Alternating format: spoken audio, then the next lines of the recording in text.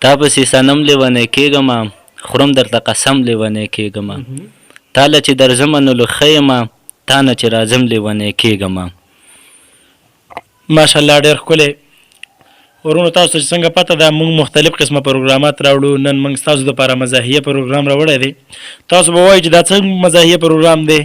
نو په دې کې چې کوم دی موږ ستاسو دپاره ساوند ټیچر چې چاته ویلی شي نو هغه زموږ سره ناست دی مختلف قسمه کاپي کوي د مرغانو یا چې کوم دی د پیشو یا کوتره شوله د دې کاپي به کوي. نو موږ ورځو د رحیم الله دلسوز صاحب طرف ته چې هغه موږ ته چې کوم دی خوندور اوازونه وکړي او ستاسو په مخونو باندې خنداګانې راولي. جی زه به تاسو ته د بطخې اواز وکړم. دا دی د بطخې اواز تاسو واورئ. بیا پسې دی د بانګي اواز د بانګي اواز به راته وکړم. بیا به تاسو ته زه اواز وکړم د پیشو.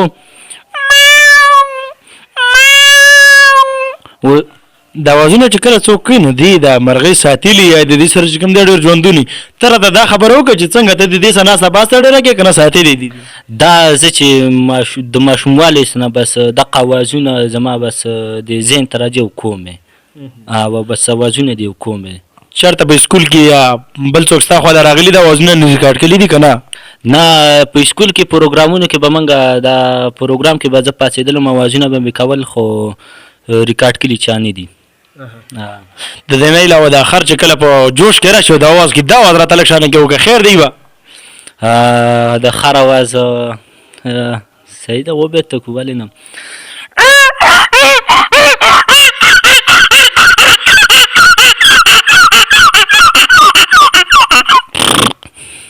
ماشاءالله ډېر ښکلی. د دې نه علاوه بل څه اواز تا ته یاد دی شي؟ بل به تاسو ته د سپي اواز وکړو.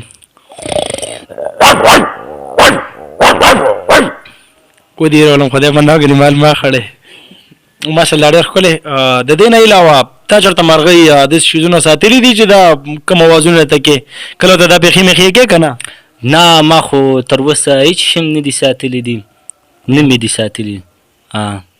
نو دا شوق دی څنګه را پیدا شوی دی چې ماشاءالله دونه ایکسپیرینس پکې ساتي او دا اوازونه کې؟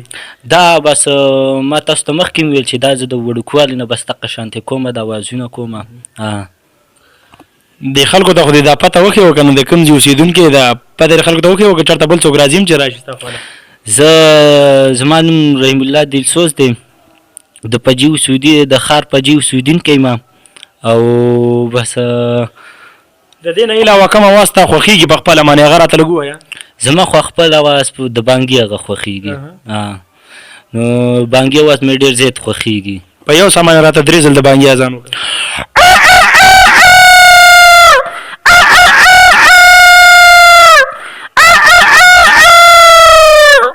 د دې نه علاوه د بل چې شي اواز ته یاد دی دا کوم چې وکړه د دې نه علاوه؟ دې نه علاوه راته نور هم یاد خو هغه مې اوس مرۍ لږه اواز مې پېر شوی نو هغه سم نشم کولی. د پیشو د اواز خو راته لږ شان وکړه. اوس به تاسو ته پکې د ښځې پیشو هغه هم وکړم.